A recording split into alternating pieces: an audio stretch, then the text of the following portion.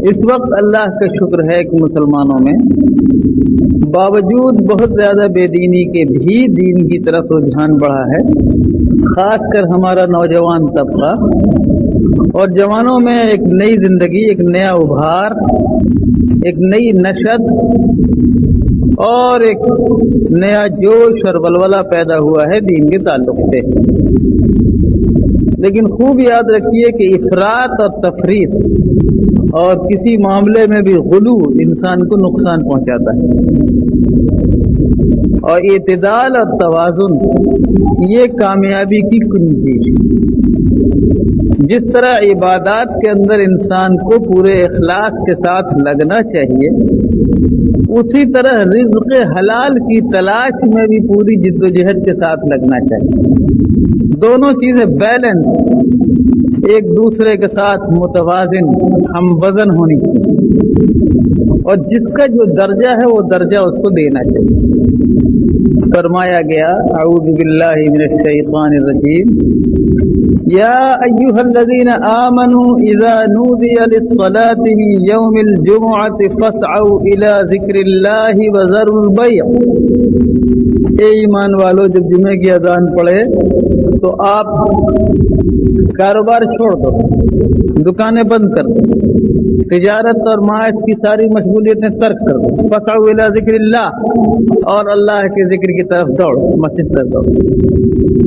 تمہیں خسارہ نظر آئے، گھاٹا نظر آئے، نقصان دکھائی پڑے، لیکن یہ سارے نقصان جھوٹے اور دھوکے کے ہیں، تمہارے لیے نتیجے اور انجام کے اعتبار سے یہی بہتر ہے کہ تم مسجدوں کی طرف دوڑو۔ اس وقت کاروبار کرنا خیر نہیں۔ فَإِذَا قُضِيَتِ الصَّلَاةُ، نماز پوری ہو گئی، اب کیا کرو؟ اب یہ نہیں کہ بیٹھے رہو مسجد میں، نہیں۔ فَإِذَا قُضِيَتِ الصَّلَاةُ فَانتَشِرُوا فِي الْأَرْضِ، اب پوری زمین میں پھیل جاؤ۔ وَابْتَغُوا مِن فَضْلِ اللَّهِ، اور اللہ کی پھیلائی ہوئی روزی کی تلاش میں لگ جاؤ۔ یہ ہے رزق حلال کی طلب کا حکم۔ دونوں باتوں کا حکم دیا گیا، روزی حلال تلاش کرنا اور اللہ کی عبادت میں کوئی کوتاہی نہیں کرنا۔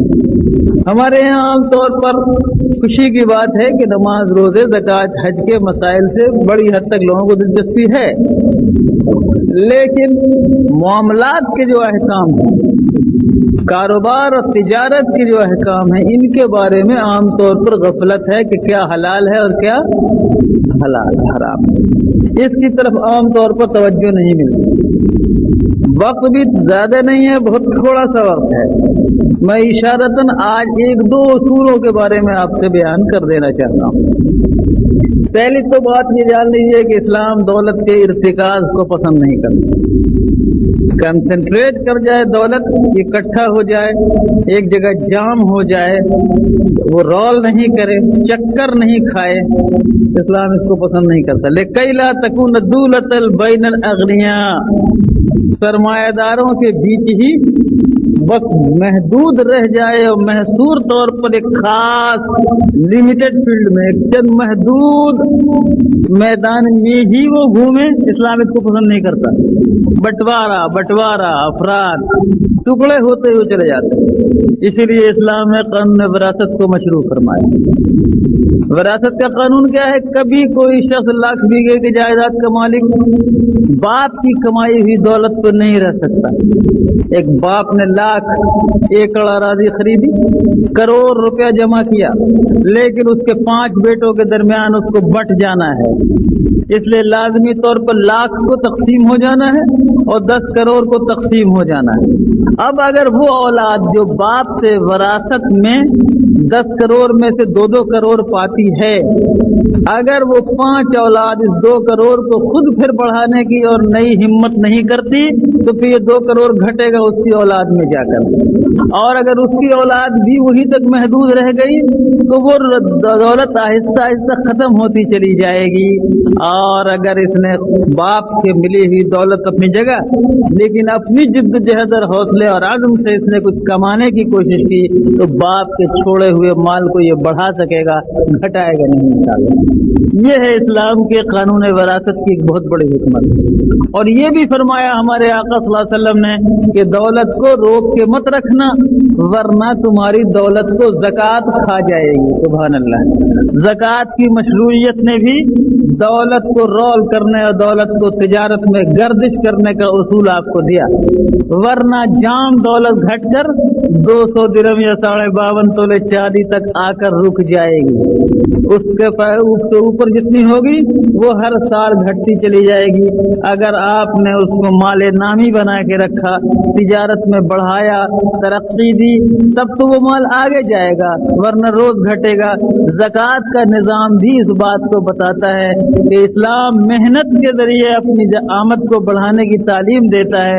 دولت کو روک کر یہ وہ پانی ہے جو تالاب میں رک کر سڑ جاتا ہے۔ لوگوں یاد رکھو، ہمیشہ جام دولت معاشرے میں فساد اور بگاڑ پیدا کرتی ہے، طرح طرح کی خرابیاں پیدا کرتی ہے۔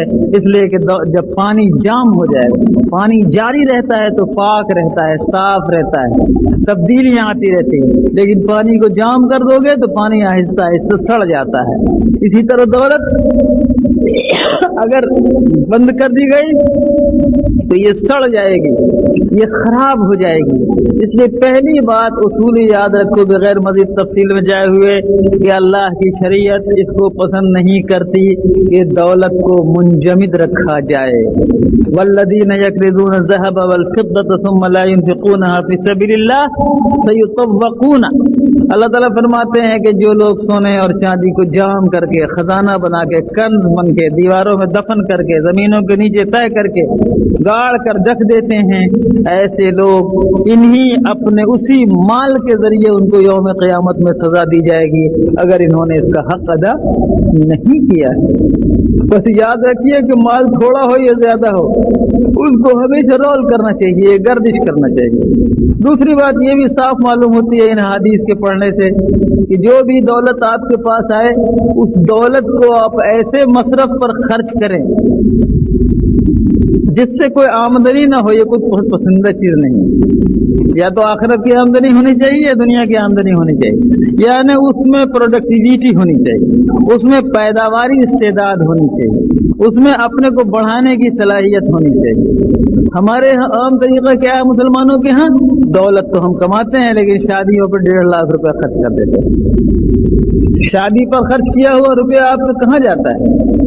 وہ فنا ہو گیا، ختم ہو گیا۔